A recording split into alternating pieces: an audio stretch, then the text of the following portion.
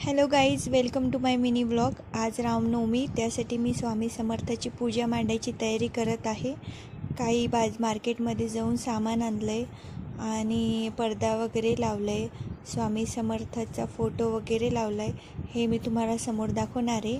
आधी मी मार्केटमध्ये जाऊन छानपैकी फ्रूट आणले. फ्रूटमध्ये बनाना, ग्रेप्स, लाडू, मँगो असे फ्रूट आणले, कारण स्वामींना खूप आवडतात, त्यामुळे मी हे सर्व फ्रूट्स आणले. आणि आज रामनवमी असल्यामुळे स्वामींची पूजा मी मांडत आहे आणि गुरुवारसुद्धा आहे. त्यासाठी मी स्वामींची मूर्ती दुधाने, पाण्याने आणि पंचामृतनी धुतली. त्यांना स्नान घातले आणि 2 समया ह्या त्यामध्ये दिवे छानपैकी जाऊन मार्केटमधून फुलं आणले फ्रेशमध्ये, कारण आमच्या इकडे उन्हाळा असल्यामुळे फुलं मिळत नाही. काही घरामध्ये पदार्थ पण करायचं ठरवलं. जेवणासाठी लोक पण बोलवलेत. त्यासाठी मी मम्मीला बोलले की घरीच लाडू वगैरे कर, चिवडा वगैरे कर, कारण की आज रामनवमीसुद्धा आहे आणि रामासाठी लाडूसुद्धा बनवायचे होते.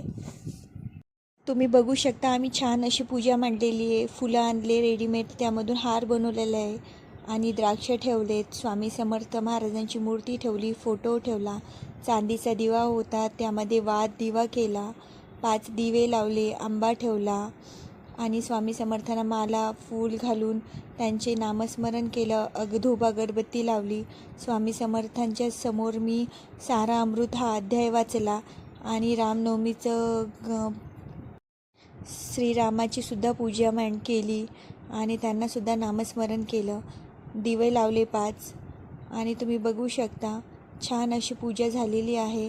कारण माझा खूप दिवसापासून इच्छा होती की श्री स्वामी समर्थ महाराजांची गुरुवारी आणि रामनवमीला अशी पूजा करावी.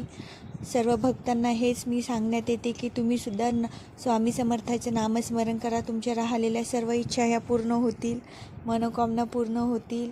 स्वामी समर्थांना पिवळं हे खूप आवडते, त्यामुळे मी पाटावर छान लाल अशी ओढणी ठेवली आणि स्वामी समर्थाची पूजा मांडली. चुनरी ओढणी ही ऑलरेडी माझ्या घरात असल्यामुळे मी ते स्वामी समर्थांना अर्पण केली आणि रेडीमेड लाडूसुद्धा आणले आणि मला आवडले नाही, त्यामुळे मी मम्मीला घरी लाडू बनवायला लावले. समोर मी तुम्हाला लाडू कसे बनवलेत हे सुद्धा दाखवणार आहेत. आणि समरमध्ये, उन्हाळ्यामध्ये जे काही फ्रूट्स मिळतात ते सर्व स्वामींच्या समोर मांडलेत. आंबा, द्राक्ष, परत बनाना, सर्व केळी वगैरे सर्व दिलेत. हे बघा, हे घरी केलेले आम्ही बेसनाचे लाडू आणि चिवडा. रांगोळी काढली छानपैकी, समयामध्ये दिवे लावलेत. तुम्ही बघू शकता स्वामी समर्थाची छोटी मूर्ती फुलांमध्ये बसवली. स्वामी समर्थ महाराजांच्या समोर चांदीचा दिवा लावला आणि ही पूजा मी अशी मांडली. भक्तांनो, मला कमेंटमध्ये नक्की सांगा मी कशी पूजा केली आणि कशी मांडली. आणि स्वामी समर्थांसाठी मम्मी हे बघा किचनमध्ये लाडू वगैरे बनवत आहे, स्वयंपाक बनवत आहे.